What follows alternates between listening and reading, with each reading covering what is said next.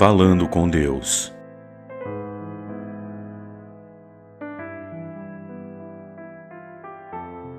Isso que eu vou contar para vocês não aconteceu comigo. Essa é a história do meu pai. Eu já ouvi ele contando essa história dezenas de vezes e eu sempre me emociono quando ele conta. Aconteceu há muito tempo atrás, quando ele tinha minha idade. Meu pai, assim como meus avós e meus tios, eram pessoas de muita fé. Eles sempre diziam que para tudo que fossem fazer, eles colocavam Deus na frente. E meu pai mesmo tinha uma frase que ele sempre gostava de dizer e que repetiu até o dia que ele morreu. Ele dizia: ter fé é, durante a escuridão, colocar o pé na certeza de que Deus vai colocar o chão. Pois bem, a mãe dele, minha avó, teve que fazer uma cirurgia no cérebro para remover um tumor. A operação foi um sucesso, mas infelizmente, poucos dias depois, veio o resultado da biópsia e um câncer foi descoberto. O médico que fez a operação falou para o meu pai e para o resto da família que ela não tinha muito tempo de vida e que eles não podiam fazer nada por ela e que ela teria não mais que 1 ano de vida. Naquela época, as tecnologias eram bem diferentes e a medicina não tinha os recursos que tem hoje. Quando o câncer foi descoberto, apesar da cirurgia, ele já estava em um estágio avançado e já havia se espalhado por diversas partes do cérebro. Foi uma notícia que caiu como uma bomba na família. Minha avó era uma mulher de muita força, além de estar sempre alegre e sorridente.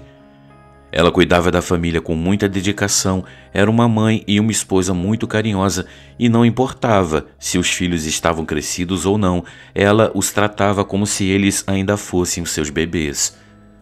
Todos, apesar da tristeza do diagnóstico, jamais perderam a fé. Meu pai conta que em nenhum momento eles se sentiram revoltados e sempre tentavam manter o clima alegre da casa. Meu avô dizia que Deus era o porto seguro da família e ele aceitava tudo que vinha dele, fosse para o bem ou para o mal. A vontade do Senhor é aquela que prevalece, ele dizia. Cerca de 1 mês depois de receber o diagnóstico do médico, o meu pai estava indo para a casa de um amigo quando ele notou que um homem, vestido com roupas marrons, velhas e um pouco rasgadas, saiu de dentro de uma casa muito simples que ficava mais adiante na rua. Meu pai percebeu esse homem vindo em sua direção até que chegou perto dele e o cumprimentou. Meu pai o cumprimentou de volta e o homem disse: "Belo dia, não?" É o que parece", o meu pai respondeu. Então um homem com um par de olhos castanhos e calmos que transmitia uma tranquilidade que ele nunca havia sentido antes, olhou bem nos olhos do meu pai e disse: "Eu soube do que aconteceu com a sua mãe, filho, e eu realmente sinto muito. Mas você tem que entender, ainda não acabou. Você tem que manter sua fé, entendeu?"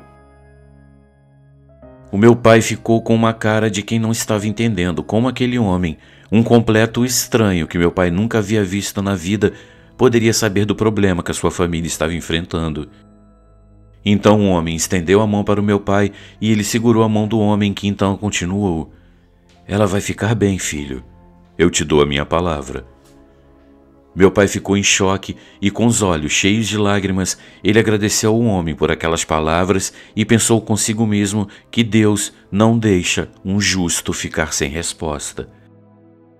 Ali estava a resposta que ele e a família tanto buscavam. Então eles se despediram e o homem continuou a seguir em frente até virar a esquina e sair da vista do meu pai. Meu pai ficou ainda parado no meio da calçada, absorvendo e tentando entender as coisas que haviam acabado de acontecer. Depois, agradeceu a Deus por aquele momento e por aquelas palavras. Depois foi para casa e contou o que havia acontecido para o meu avô, que imediatamente reuniu os filhos em volta da cama onde a minha avó descansava para fazer uma oração, agradecendo a Deus por aquela mensagem e abençoando a vida daquele estranho. O meu pai nunca mais viu aquele homem de novo, mas a minha avó conseguiu viver por mais 20 longos e felizes anos. Até hoje o meu pai acredita que naquele dia ele tenha falado com Deus em pessoa. E sempre que ele conta essa história, ele se emociona e seus olhos enchem de lágrimas, mas lágrimas de felicidade, pois daquele dia em diante e por causa daquele encontro, ele teve uma vida mais feliz e a minha avó pôde ver o nascimento dos netos até finalmente partir de causas naturais.